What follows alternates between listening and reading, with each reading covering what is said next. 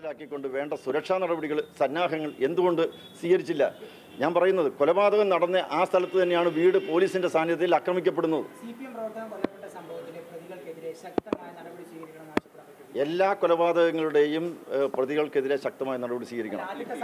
അല്ല, രണ്ടാമത്തെ സംഭവത്തിനും ആദ്യത്തെ സംഭവത്തിനും തമ്മിൽ വ്യത്യാസമൊന്നുമില്ല. കൊലപാതകമാണ്.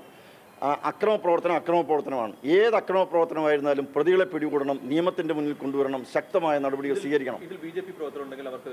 എല്ലാ പ്രവർത്തകർക്കെതിരെയും പ്രതിസ്ഥാനത്ത് നിൽക്കുന്ന ആരായിരുന്നാലും അവരെ അറസ്റ്റ് ചെയ്യുകയും നടപടി സ്വീകരിക്കുകയും നിയമത്തിന്റെ മുന്നിൽ കൊണ്ടുവരികയും ചെയ്യേണ്ട ബാധ്യത സർക്കാരിനുണ്ട്. അതിൻ്റെ അകത്ത് രാഷ്ട്രീയം നോക്കാൻ പാടില്ല.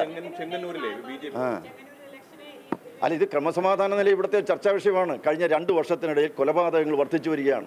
വീടുകളുടെ നേരെ അക്രമ പ്രവർത്തനങ്ങൾ നടക്കുന്നു. ആദിവാസികൾ, ദളിത് സമൂഹത്തിൽപ്പെട്ടവർ, പാവങ്ങൾ, സ്ത്രീകൾ ഒക്കെ ഈ അക്രമത്തിന് ഇരയാകുന്നു എന്നുള്ളത് വിഷയം ഇവിടെ ചർച്ച ചെയ്യപ്പെടേണ്ടതാണ്. തീർച്ചയായിട്ടും കണ്ണൂരിൽ നടക്കുന്ന ഈ അക്രമ പ്രവർത്തനങ്ങളും കൊലപാതകങ്ങളും എല്ലാം കഴിഞ്ഞ 2 വർഷക്കാലമായി നടന്നിട്ടുള്ളതിനെ സമാധാനം പറയാൻ പിണറായി സർക്കാരിന് ബാധ്യതയുണ്ട്. ഒരു അജണ്ടയില്ല. അക്രമ പ്രവർത്തനം നടത്തുന്നവർക്ക് അക്രമ പ്രവർത്തനം നടത്തിക്കൊണ്ടിരിക്കുകയാണ്.